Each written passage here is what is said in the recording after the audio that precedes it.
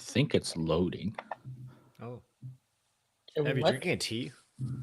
It is in an Evelyn made by Evelyn mug. Is that our first plug?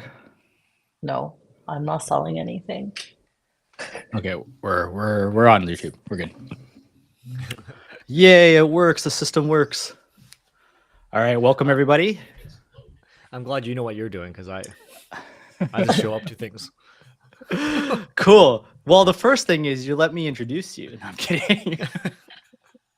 All right, welcome, Lord's Love Church fam. I don't know. We need a code name, so it's too long.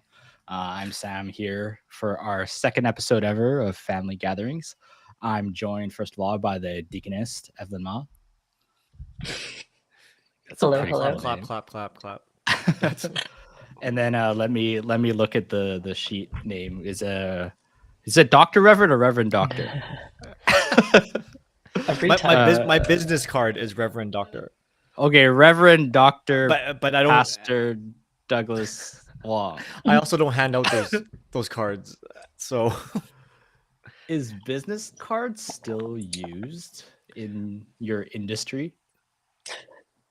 generally not. You know what though? Like generally not. But I met an MP visited our church, and she was like, "Oh, here's my business card," and then she asked, "May I have yours?" I'm like, "Wow, no, I haven't had someone ask me a question in a long time." So I went back to get an old version of a business card I got. But no, generally no. I think we just exchange numbers and emails. Because I dug up one of my business cards and I realized like I sometimes kind of hand these out, but they have my old email, my old title, and my old address. So like pretty much everything except my name is incorrect. Right. And I've been handing them out like just whenever people ask for one. Mm. Oh Just well. need to make one of like a QR code and just update it electronically now. That's the situation. Yeah. Or like you do that weird phone tapping thing that like we don't really know how it works, but it kind of works. Never works. No. Yeah. Anyway, that was actually an interesting icebreaker, but I prepared something for us to break the ice this month because we love talking about food. So I realized I love talking about food rather than like, I love it more than eating food. I just like talking about it. Mm. It's kind of weird. But what was the most interesting thing? And I purposely use the word interesting because it can be good or it can be bad that you ate this month. And I don't know if you guys just saw this or you prepared beforehand, but floor is yours. I think Evelyn eats more interesting food than I do. Okay, I was sharing with our Panama team as we were preparing for our fundraiser this past weekend because we were making all the tiramisus, and I was in Toronto last week and we were at this fancy fusion Chinese restaurant and they served this tiramisu, but of course they made it super fancy to justify the cost. So it was a Vietnamese coffee tiramisu and then they had it in a bowl and it had these little like crunchy tapioca rice balls, so it gave it like a bit of texture, and then they did like an egg foam on top. So as like I thought they were setting it on fire, but then really they were just like foaming this egg cream on top. So I was like ready, and then she's like, "No, I'm not setting it on fire," and I was like, "Oh, okay." But it was very good. It was a very delicious tiramisu and super coffee flavored. I don't even know what egg foam is. It's like an egg. Yeah. You know, like Vietnamese egg coffee. Yeah, okay. Yeah. And then they take that creaminess, but they put it in like a foaming machine, and it just like foams it. I don't know. So Just do I still fancy. get the nutrients of an egg? Yeah, with like a cup of sugar Or is it on top. gone? Because like I The know egg is like still in it. I know It's not bubble tea cooked, places or do is this it? too with the cheese foam, right? I presume it's like the No, same it's category. I don't know. Probably not the same. Probably not the same. Because like I never No. taste any cheese in the cheese foam drinks either. It's made from cream cheese. I did not know that. Anyways. So these are two foams that I don't understand. Yes. Well, for me, I think the most interesting thing I ate was a couple weeks ago. Jess and I went to Miso Taco on Canby. It's like a Japanese Mexican fusion kind of thing. And I've been there before, but I really like their kimchi nacho fries or something Okay. like that. Yeah, that was really good. So it was all sorts of different flavors. It was kimchi on top of fries with cheese and super heavy. But that was good. Where is this Canby and what? I always missed the street, like 15th. Can be in 15th, 14th, something Okay. like that. Just south of City Hall, like around that Canby corridor, like where all the restaurants and stores are. It's by the duck place that I also can't pronounce. So I'm like not being descriptive at all. I'm just naming things I can't. It's where I get my haircut. The Michelin star duck. Yeah. You get your It's where I haircut get at my the duck haircut. place? No, I get my haircut at Aside. Rachel's hair salon. Shout out to Rachel's hair salon. But I don't go to Rachel. I go to a lady named Lisa. So shout out to Lisa from Rachel's. But yeah, I think it's around the same area. Okay. So I have two because I had ample time to prepare this question. Let me see if I can pull up the photo. So the first one, I wanted to pick a place that was close to church. And I told some of the YA people this, and I think I told Ev this too.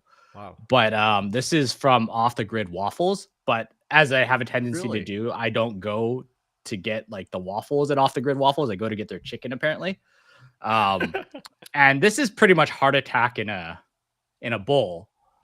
But it's got fried chicken. I like fried chicken. It's got cheese. I like cheese. It's got mac and cheese too. I like mac and cheese. It's got Cajun fries. I like Cajun fries. You put it together in a bowl. It's pretty delicious. But don't tell your family doctor anything. Did you get can you it only size? comes in one size. I can't get like a small Nashville chicken bowl. Like it only comes in that one size. But anyway, go check out the chicken at Off the Grid Waffle. How do I stop sharing now? Yeah. And then the other one, which was like a weird thing I copied off a TV show, which is usually where I get my like anything I cook or eat that's new, is putting salt in chocolate milk. Have you guys ever done this? I've never done this before until like recently. It's amazing. I can't even tell you why. Like, is that why you were drinking chocolate milk at our last ECC meeting? Okay, so I Was it drink salted? chocolate milk because it has more protein than regular milk, and I no longer want to pay for protein powder. So that's why I drink chocolate milk like a child, and it tastes good. So I thought you were trying to get your sodium in for your long runs. usually I do it after. So like that was like I think I ran and then I ran to the ECC meeting, which was what happened. Hanson says he goes to Ben's hair salon. Shout out to Ben and Rachel and other First Namers who own hair salons. Yeah, but let's jump into it. So we had some really interesting conversations at our last ECC meeting, which was Friday. So that's now 4 or 5 days removed. But before I kind of talk about what we talked about there, like one of the things we do at every ECC meeting is we do a devotional, and it's usually wrapped around a book study that we pick for the year. So Doug, you chose the book Lead. It's by Paul David Tripp. I think I have it right here for those that are watching. Why did you choose this book, or what is this book? What's the context? Give us some context. Well, the context of the book, here's my book review. So no, like the context is that Paul Tripp is arguing how in a lot of Western civilization, Western countries, the church in the West, we're really how do you say it? We're really guilty, I guess, of being transactional. Right. So we really are very linear in our thinking. There's a process to we're stuck in processes, which isn't necessarily a bad thing, but it's just kind of on autopilot, that kind of thing. So he kind of argues in the book that the 12 gospel principles, is it 12? Yeah, there we go. Yep. It's 12 gospel principles that a leader ought to focus on. And he argues that that our character is really more important than our giftings and what we can produce. That we need to start from the character, and we need to side with the characteristics of God. So that's really the premise of the book. And why do we do it? Why do we choose this book? I think as leaders, we do we do a lot of things, and it really grounds us and reminds us of why do we do what we do and what's really most important. And yeah, so I think it's been helpful. That's one of my favorite parts of our leadership meetings. When we come together, we go through some heart work, right? We see how each other are doing, we check in, but also we make sure that we're aligned to the gospel, because if we're not really leading out of that place, what are we really doing? Or we're kind of serving out of our own efforts, right? Yeah. So it wasn't because we had questionable character that you chose this book. No, no, that wasn't why. But I think every book I recommend, and I've said this before on Sundays, like every message I preach, I'm really preaching first to myself, right? So when I read through this book, and it's actually I didn't share this within our leadership team, but it was first gifted to me. It was gifted to me during my ordination by another pastor. So I thought that was very kind, but it was very impactful for me. And in our current culture, we often do value the gifts and the doing over the godliness side of things. So as leaders, I think we're meant to exemplify that, the godliness. And I think this book has been challenging us on that regard. Yep.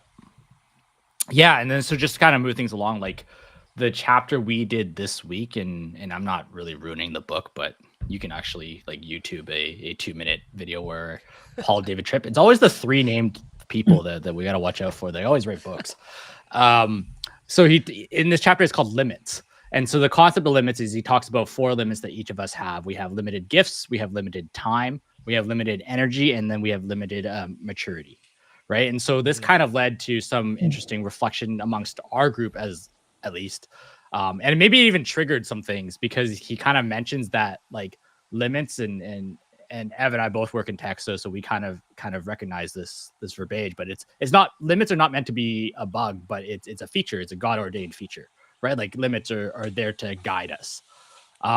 So my first question to both of you is kind of like, how does that kind of affect your view, especially in the scope that, you know, we're sitting here as a leadership committee, we're trying to grow Lord Love's like ministries, all of that, but then we're learning about limitations immediately.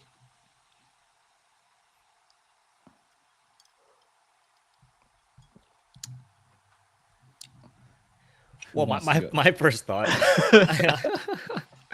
don't all go at once now. Like, my first thought is starting a leadership meeting. For example, last time when we start talking about limits, it's quite humbling, and it really grounds us, and it reminds us that we're not serving out of our own strength, which I'm guilty of doing, and maybe many of us are, and it reminds us again that God is the one that supplies the strength, and also it was also humbling to talk about how limits isn't necessarily a bad thing, right? Like we want to be, as human beings, what's that show on Netflix, Limitless? Chris Hemsworth. Yes. Chris Hemsworth? Is it Chris? Sure. It's not the other brother, it's not Liam. So it's Chris, I think. Thor. So anyways, but we talk about a lot about wanting to be limitless as human beings, but I don't think embracing our limits is necessarily a bad thing, because it means embracing our humanness as well. And maybe it's that kind of thinking of when we think we're limitless, or we feel like there's no boundaries, that it's one good thing, it can push us further, but at the same time, I think it leads to burnout as well, because we're doing things that we're not meant to do. Yeah. And I just dropped the short video on limits that Paul David Tripp did in the chat. If you're watching on YouTube, you can watch that later. Don't leave us now. Yeah. But have anything to add on that? I'm just reading this again, and I don't think we actually talked about this, but I think it's interesting because this idea of limits is sometimes in contrast to how we perceive God, where we should perceive him as limitless and he is the one that has unlimited gifting and time and energy. But what does it mean in our own context as humans where we need to be aware that, like, yes, we rely on this God that is so big and so good, but we still need to take care of ourselves and be proactive in assessing what are our own individual limits. And just thinking about this now on the fly, where that's why it's so important to be able to like reassess. And I think Mm. I shared with the group how for me it was really, sometimes we just think we have these gifts and it's time to use them in this season and we just like jump in, and in a sense that's a little bit of our lack of maturity that I talked about, and we're not mature yet in knowing where is God calling us and what is he calling us to do in this season. And I think we just jump in and start serving and we don't think about when is it time to sort of stop, or when is it time to put a pause and take care of ourselves and make sure that we're still doing what God really calls us to do. But yeah, that's a little bit of what I just thought of right now as we were talking about this again. And I think it's cool because it's like we already had this conversation, but there's some sort of like new learnings and new things that gets revealed to you every time you talk about it. Yeah, that's exactly why I brought up the subject again, because I knew. No, I'm kidding. I was the one that did not read the book last week, so I was also behind on this chapter. No, I think the thing that I shared, and now I'm openly sharing, maybe in confession with our entire congregation, perhaps, is like the limited time definitely hits me the hardest, because like if you know Janine and I, like we're late a lot, and our luckily like our friends are very graceful, not that, and we don't take that for granted. Let's just say that, right? So we are trying, but I think a big problem with why we're always late is that we just think, one, that we either have more time than we actually have to do a task or to get somewhere, or two, that we think we can bypass time, that something that takes Doug 6 minutes to do, I can do in 3 or whatever. And you know, and obviously it takes 6 because it takes 6, like if we're talking about commuting somewhere, right? And that ends up like cascading into other things, right? It forces me to lift up my stress levels when I'm trying to do something in 4 minutes that's supposed to take 5. And now when I get to church, I have less energy than I would have if I had recognized that it took 5, right? And so like that limit is something that I feel like I'm constantly fighting and trying to break against, and almost never do, if I'm being honest. There is the rare occasion when I somehow break space and time and I get to church in 10 minutes instead of the allotted 15. Don't do that at home, kids. But it's not the norm. But hearing us talk about it like it's a strength, like it's something that's supposed to ground us and make us recognize, like, hey, like you need to prepare properly, right? Another one, like now that I'm on the subject, is sleep, right? Like I don't know which preacher preached this many years ago, but he kind of talked about like Sunday service, or preparing your heart for Sunday service, starts a Saturday night, right? Like if you're not preparing to be well rested on Saturday night, you're going to come Sunday. And again, it's that cascading thing, right? Like because your body has limits, because you have limited energy. And so kind of talking about, you know, our own limits, like it kind of feels like it's built into our system to as like a fail safe, so that we can avoid things like ministry burnout, right? And burnout is kind of like it's like a touchy subject, especially amongst church circles. Some people believe burnout doesn't exist. Some people want to recognize burnout. Some people use the word burnout way too much, as I am doing in this current monologue. But we kind of talked a little bit about like the discussion of celebrating like starting ministries and also like ending ministries. And so I know I talked for quite a long time. Like, could you first, I guess, Ev, help me out, elaborate what we meant by, you know, celebrating ending ministries? Yeah, I hope it's going to be on what you want me to talk about, because I was reading this and I was like, oh, did we talk about this?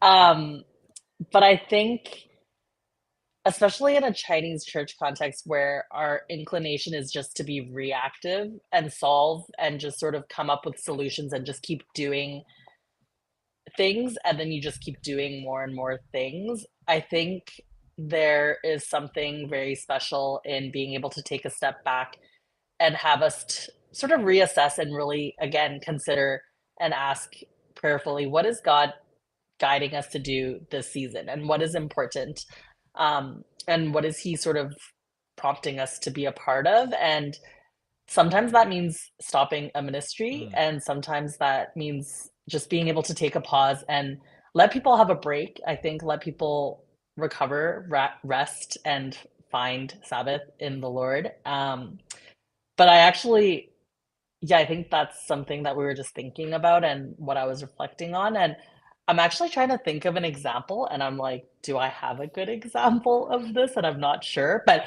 one that I can think of from quite a while ago is, I think it came up when we had ECC, and back when I was leading it, and we just had a lot of people who we'd been in ECC for like forever, and we had never really had a reset point, and the reset point became people would leave when they were burnt out, and that wasn't really, I don't think that was the right thing, and we didn't really realize it until it happened, and we're just like, hey, more and more people are sort of leaving because they're burnt out. And I think for me, at least, that was sort of the switch of when we're like, okay, we need to be a bit more intentional of how do we let people end their time in something, and give them like an option to like opt out and be able to have that rest and sort of reassess, where is God calling them to go now? How is God calling them to use their gifts, versus just being essentially trapped in something when it may or may not be the best use of your time and your gifts. Mm. And we have those limits, but we were just like pushing them to the very edge at that time. So I think that's something that I try to be very mindful of as we think about ministries now, and even for myself, like, okay, let's not you yes, you can maybe be a part of something for a long time, but what are those points when you'll sort of check yourself and reassess, like, is this still the right thing? Is this still the right time and season to be serving in this way? And oftentimes we just forget to ask ourselves that and forget to check in, because we're like, oh yeah, Mhm. God signed off on this, and like I felt called to do this, and we just do it forever. But yeah. Would you, for either of you, would you say like there's certain indicators you'd be looking for when doing that reassessment of whatever you're serving in? I think this. For ourselves personally. Yeah. I think this ties into. I think we talked about this last week at the meeting too. Just the example that Jesus set before us, how he was so focused and he knew where he needed to be. And there's passages where it talks about how he resolutely set out to go towards Jerusalem. So he knows that that's where he's going to end up.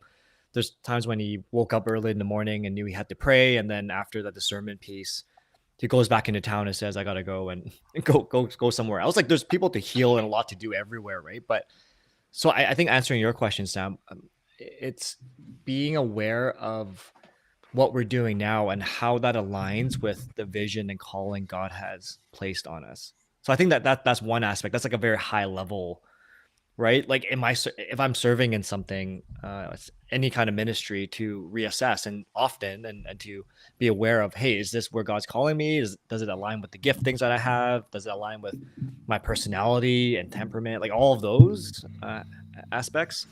But unfortunately, going back to Paul Tripp again, right? He says there's always a need, right? So when we're in the default of just filling a need or doing something, then we neglect the other aspects, and it may lead to burnout and not flourishing in a certain context. Yeah, one of the things that I more in recent years that I think about quite a bit is Paul. And so Paul writes a lot of letters in the New Testament for those that don't know, and he kind of always starts every New Testament. We call them books, but to him back then it was letters, right? Like he was writing letters to the church in Corinth. He was writing letters to, I can't remember the other places. All of a sudden they've all gone. Philippi, right? Like and all these different places, and each chapter, like this sounds blasphemous, especially to say on air, but it always feels like a waste of my time because he kind of starts each letter the same, right? He's kind of like, oh, like people of Philippi, like I love you guys so much, like you guys are the coolest. Again, I'm completely making this up, but you know, the sentiment is there where he's like, oh, I miss you guys so much. Like, you hope you've been doing well and you've been serving the Lord and all that kind of stuff. And it's always kind of like the same gist. But now when I kind of read back on that, I can kind of sense, like, imagine if Paul spent like the last 3 years at this city, at this ministry, at this church, and he actively decides, oh, it's time to go. Sometimes his choice, sometimes jail. But it's, he recognizes time to move on. Right. And I'm kind of trying to imagine, like, one day it's like, oh, I'm writing to Lord's Love Church. It's like, oh, I miss you guys, whatever. Like, if I wrote like tens of those letters, yeah, somebody reading it would feel like a throwaway, but it's a very deeply personal, like, relationship that Paul has with those different churches, right? Like trying to put ourselves in that matter. But for whatever reason, he kind of chose to move on from those ministries. Right. So I guess for us as a church or as a unit, what kind of thoughts do you have about how we can help guide others? And I'm not actively telling us to be like, hey, maybe it's time for you to lead Lord's Love, or not suggesting that at all. But it doesn't even have to be a church ministry. Like there's all certain organizations you guys are part of that you've joined, left, joined again, left again, all that kind of stuff. But how as a church can we be supportive of each individual's kind of ministries and the calling and recognition of when to leave something and join something else? I know that's a heavily loaded question, so I'll just kind of talk to fill in the spaces while you guys think. And that is my limit. I something came to mind, I think, as you were sharing and talking about that. And I think one example, or sort of one prompt that I ask myself as well, is like, am I still glorifying God in what I'm doing right now? And I think how I've seen that change and like how that's been a check and balance for myself, I think, is like sometimes when you're just serving in a ministry or something and you're like, wow, I feel like things are going to fall apart if I'm not there. And that's that's sort of my tendency where I'm like, I need to be in control and like, I need to do things my way, or like make sure everything runs smoothly. And yes, there's a need and I am the only one that can fill that need. And sometimes that's like fair, like God has called me into that. But I think when that's consistently sort of my attitude towards something, and I'm not thinking about like, oh yeah, like by serving, this is the way that is going to bring the most glory to God. That's sort of when I'm like, wow, I've made this all about myself and it's not about God anymore. And I need to take a step back and reassess. And I've seen that come up for myself in like, one example in the past was having gone to Panama on like so many mission trips where I was just like, wow, am I just going for myself because I feel like this is my thing now and like I'm known as that person? And I had to sort of take a break for a year or two to not go and intentionally reset myself and reset my heart and understand, like, am I really doing this for God, or have I been doing this for myself at this time? And I think that's something I sort of ask myself in all aspects of my life of like, what is my purpose in doing this? It's such a big question, but I think again, it's like, am I making this about God or am I making this about myself? And that's hopefully like an easier question that you can ask yourself. I resonate with that so hard.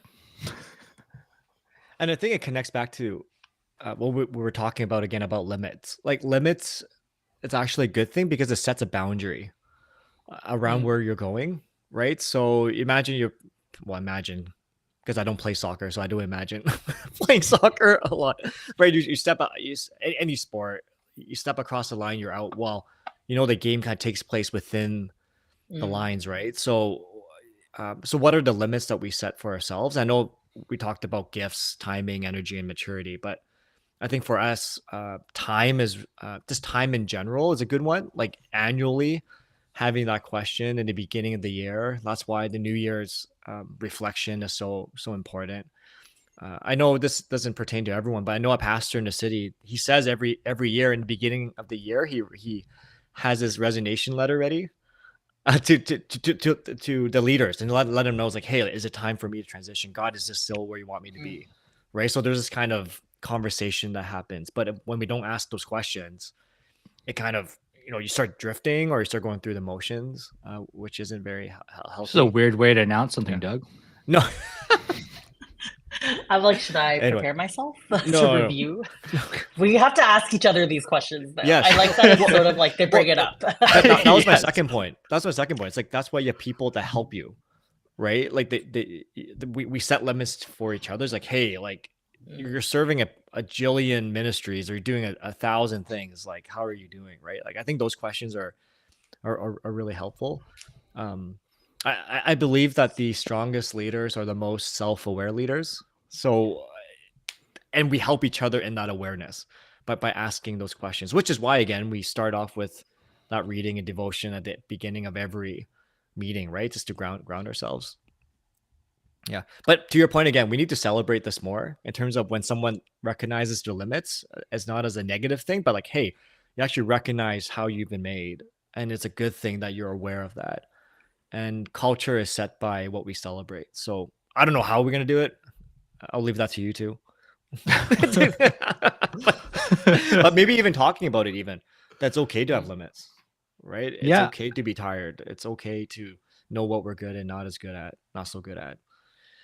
And I think the selfish thing is ministry leaders, or if you're the leader of anything, right? Like if somebody on your team is like thinking about leaving, right? Like it's not a good feeling, right? Like just objectively, especially if you value that person, both as a person or just even their company, right? But putting their kind of calling and their needs above even the ministry itself, like I think that's a tough thing to do. But on the flip side, though, like not just to talk about everybody leaving all the time, and then after this live stream, we just get a bunch of emails. What is the process like when you're looking at like joining or creating a ministry? Like, what encouragement do you have? Like, is it the same questions you're asking?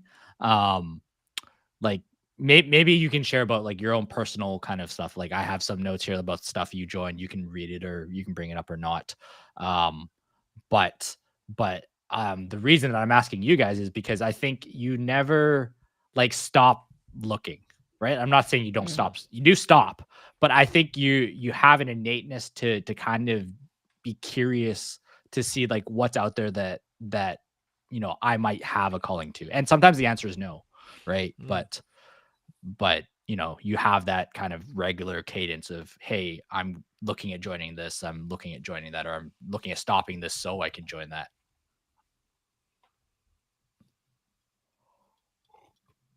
Who wants to take first crack? Doug? Sure. Well, I don't know if this is helpful or not, but I'll say something. Like my leadership coach he's really good at asking me the question of, when I ask him a question, his question back to me is, what does Jesus want in this? I'm like, that's a really good question. Like, and I think starting off with that framework is helpful. So say we're given an example, given an opportunity to participate in some sort of kingdom work, right? Often how I used to go about it anyways, does it fit in my schedule? Right? Like you kind of look very practically, pragmatic. Yeah. right? Yeah. Like very pragmatic. You start practically like, oh, what is going on? This, all that kind of stuff. And those aren't bad. Like I think that's helpful. But if we ask the question like, Jesus, what do you want in this? Like, what are you saying in this? I think that starts to shape our desires a little bit more. And we talked about this a little bit more last time at our meeting too. There's a difference between the time and the energy, right? Like when we do one activity for 2 hours, like we use the example of watching a movie. Going to watch a movie for 2 hours is different than having a really deep heart-to-heart conversation with someone for 2 hours. But both of them on your calendar takes 2 hours. But energy-wise, it's a little bit different. So I think asking the question of what does Jesus want? It's like, hey, are you asking me to focus on certain things that are more in line with your heart, but also with me? We can't do everything. So give me the strength and courage to let go of certain things as well. So I think the first thing is, does this honor God? That's one question I asked. The second one is, does it align with the ways he's wired me, with my giftings? Like, how can I actually participate in this? Would it lead to the flourishing of that, whatever that task is, or or is it like, I'm kind of just filling up a spot, right? And I think that's kind of we can say beauty is subjective, right? But then I think it's something is beautiful when we're aligned with what God's called us to do. Like that's the measure. It's not according to how the world sees it. Yeah, and that's part of the decision making I've had, whether serving at our church or serving in different ministries, going on a missions trip. It helped me to discern when it was a time to take a fallow period, right? Some rest. It helped with some organizations when, hey, like Doug, your 3-year term came to a close, right? So it's time, are you going to rejoin or are you going to take a break? Like, I think that kind of helped me to ask that question. Ev, what do you think? Yeah. +1, agree. I'm the example here that I see Sam wanted me to talk about was on Edupavi, and Edupavi, for those of you that don't know, is one of the nonprofits that we support as a church, and they do work in the education space in Guatemala and just helping kids go through this, breaking the cycle of poverty by getting educated. And I was like, sometimes I feel like being a part of a board of a nonprofit maybe feels very far-fetched to some people. So I was actually even just thinking of like, how did I pick my most recent job? And like, that is hopefully something that will be applicable to like many people. And it doesn't have, I think that's like the beauty of it, is choosing what to start and stop isn't just in ministry, but it's in all aspects of your life, right? And how do all these different pieces of life give glory to God, and sort of how does it honor him, and what would he do, and why is he asking you to do this? And when I was deciding to start my new job and like looking for a new job, it was interesting because I think it was that sort of self-awareness piece of where I looked back at all the experience and sort of situations that God has brought me through so far. And in the year leading up to the company that I work at now, which is like a health tech company, I had like 3 various run-ins with like super unrelated but related, where I had 3 different scenarios where with random strangers that they somehow got injured and I had to like call 911 and just like help people through these health scenarios. And also, if you know me, my background is like zero background in health biology. I like stopped taking anything around biology in like grade 7. So I thought it was just very interesting that these different health care related things kept coming up, and I was sort of learning a bit more about that. And then God also used then like sort of a relationship with a coworker that I had, and he reconnected me with them, and that was working at the current company. And sort of just like all these pieces fell into place where I was like, okay, is this where you're leading me to?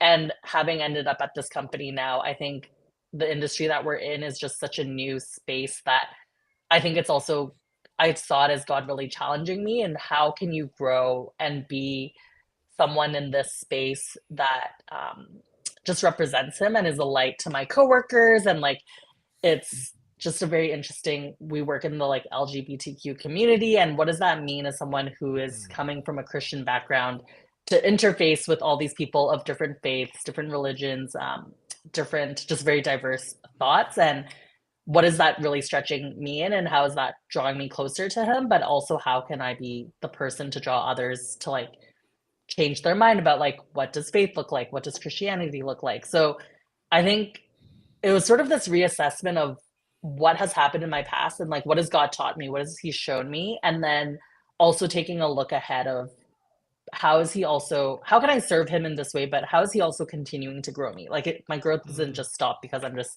growing my career, but how will he grow me spiritually if I sort of make this career change? So I think that was something a bit more, hopefully a bit more tangible for other folks, that as you think about work or school, it's not just work life and school life, but how does God fit into that? And how does your faith grow as a part of what you choose to do next with your life?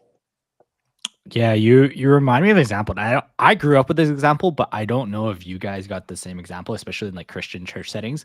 And there was always this kind of like almost fear with kids and youth of like being like, oh, if I say yes to God, they're gonna drop me in the middle of Africa somewhere as a missionary or whatever, right? Like, do you know that like really far fetched example that I'm kind of referring to? And it, like, as I'm like now old and I think 2 of you have been to Ghana, right?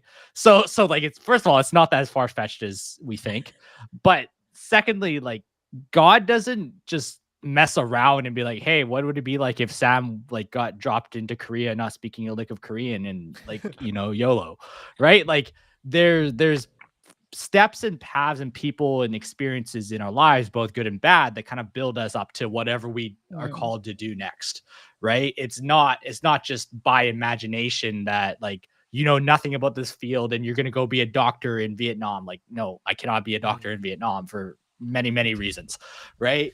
And God's not going to pull me to that unless there's like a series of things, in this case, training, first of all, that happened to that, right? And so for, I think, maybe the bit of encouragement for folks that are maybe trying to figure out their career or something like that is take that self-assessment time of like, hey, what did I like about this experience? And it could be as simple as something like from a sport or from a school or from a project or from a church ministry. Like one of the coolest things I've seen from doing youth ministry is seeing people, like, because they've built camps, they've organized things, and now they use those tangible skills, public speaking even, right? Like, and use those skills in their vocation, right? And we know those skills were built throughout, years of being a chairperson in youth service or chairperson of the camp.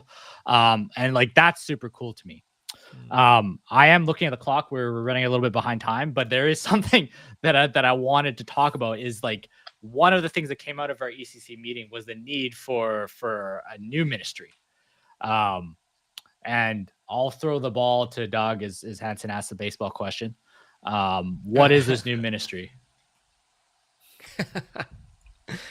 What is this new ministry? So I think I read in the notes how it's a new ministry, but it's really one of the oldest ministries around. And Yes. that ministry is prayer. And how this topic of prayer came about at our leadership meeting, and how it's a ministry that we really not need to do, but really live out and embrace, was back earlier in the year. We had 2 initiatives that were meant to be more outreaching. It was called Starting Point, like inviting people with questions and doubts and maybe even newer to the faith, like, to join. And then another night was growing our cross-cultural competencies of just understanding people. There was a workshop hosted, was going to be hosted by OMF, but the sign up and registration was quite low on it, so we didn't end up going through with either of them. And it wasn't because the numbers were low, but more of the people that were hoping to join were joining from the church. And so I think we came back to this reflection piece of, okay, like, what is going on here? Like, we're wanting to reach out and live out our faith as a church and encourage our congregation, but that has to come with desire, and that has to come from really the Spirit enabling us, right? So, and honestly, quite personally, I didn't know what else to do but to pray, right? So I think that's been the driver, to pray and to have God move our hearts. So outreach, again, going back to the very beginning about limits and what Paul Tripp's arguing for, we want to do something. So we want to outreach, but which isn't bad, right? Missions and outreach and being a presence in the community is not a bad thing. But if it's just about the doing without the heart, then we're missing a large part. And that's been a lesson here. What if through our prayer, it's not about doing, but God's recalibrating our hearts and our passion to reach out to the South Hill community and our friends and our family once again. So this new initiative, again, it's not really new. We're just praying. So it's not nothing too fancy, but we're hoping starting next Wednesday at 8 p.m. To have an online prayer meeting, 30 minutes. You hop on. It's every week. It's going to be for 3 months at least. So be super pointed. There's one piece of scripture to reflect on, and then 3 or 4 things we're all going to be praying for. And then at the end of that, we say farewell and we'll see you again. So, but each time is really about calibrating our hearts and about inviting the Spirit to fill us, to open our eyes and to change our hearts, and really not so much about doing. Because at the end of the 3 months of prayer, my hope is that we'll keep praying. We don't really know what's going to happen out after that. So we're just praying in faith that God would shake us and move us. And I can't quote any I can't cite any revivals, but I just know this that all revivals of the past in the Christian faith have come from immense and deep times of prayer. That's a theme, and I think it makes sense because when you seek the heart of God, I think God shows up. It's not that he wasn't there before, but we're more attuned to what he's doing, and he moves the heart of his people as we pray. So I think that's the new/old ministry that you're talking about, right? I think so. I'm much more witty in my notes than real life. But yeah, so we'll have more details about how to actually physically join this online prayer meeting fairly soon. Right. I think stay glued to WhatsApp, probably our newsletter as well, as that's Wednesday morning. But Actually, I forgot to mention it's going to be weekly online, except once a month. We're hoping to have it in person, a community learning before service. So those details will come out in the weeks to come. Awesome. All right. So other than our new prayer meeting, it's also Easter. So what's going on for Easter? I guess we're throwing the ball back to Doug. Take us home. A lot of things. It's a lot. Well, good. We have Good Friday service, so that's 7 p.m. We're hoping to have it a bit more. Well, it's more reflective, but a bit more of an intimate space. So we're going to be meeting in the downstairs sanctuary at 7 p.m. just for 1 hour. We'll come together to reflect on the scandal of the cross. That's the topic. And then on Saturday, is that April 19th? We have our Easter community party from 11 a.m. to 2 p.m. Everyone's invited. Lots of fun, lots of games. So come on out to that, whether it's for a little bit or for the whole thing. And then on Easter Sunday, we have our celebration service at 11:15, our Easter Sunday worship. Cool. That's quite a bit. And that's going to be same time service, and that'll also be streamed if you, for whatever reason, you can't make it as well. Before we leave, and I know we're a couple minutes over, but wanted to give some birthday shout outs. It's a smaller month, and so I had some people question me because they're like not exactly April birthdays. So how I find the birthdays on who to shout out is it's between this family gatherings and the next time we gather. So whoever's in that window. So I don't go monthly. I know for our monthly lunches we do monthly. So we do April birthdays, we do May birthdays. Here it's whatever's in the frame. And so want to shout out to Grace Sun. I think her birthday's in late April or early May even. And this Saturday. That's way off. Sorry, Grace. It's the same birthday as Hudson. Okay. Birthday. I didn't even have Hudson on here. So you know what? I blame his parents in not filling in the form for it. And also Matthias, I think his birthday's in early May. So Matthias is turning 4? You know what? I should just stop guessing. I'm probably wrong. So yeah, that's birthdays for this month. Also want to give a shout out to our Pentasport MVP. So I did ask Captain Brian of the Smoked Gouda who the MVP was, and he said without a doubt it was Anthony Mack. Apparently he scored all our goals. I don't know if that's very true, but shout out to Anthony. He kept us close. We were second place in that handball game, so that's pretty good. But yeah, and handball is 1 versus 1. Hey, you weren't supposed to say that. It was the secret. We're the runner-up of the handball game. I'm also the guy that's ridiculously sore from not doing too much. So that's like handball makes me crazily sore. It's weird. It's all the side to side movement and the flinging of the arm. But any other shout outs that you guys want to give? We have our Penta volleyball team playing tomorrow as well. So we've got 2 teams going on this season, which is exciting. And a big thank you to everyone who purchased our fundraising items on Sunday, this past Sunday, for our Panama short-term mission team. We are super excited and hope that all of you enjoyed the little treats that Oh. we had, and we're less caffeinated than the milk tea. Oh, that's a good point. If people want to donate, how do they do that? They can reach out to me and I'll connect you. If not, our next fundraiser is on May 4th, I believe. The first Sunday of next month. Cool. Yes, May 4th. Sweet. All right. Any last words before we sign off? Shout out to you, Sam. Thanks for setting all this up. No problem. I press buttons and type things. And then I ask ChatGPT for help. But our next family gathering is May 9th at 7. So join us then and bring your friends. All right. Thanks, everyone. Have a good night.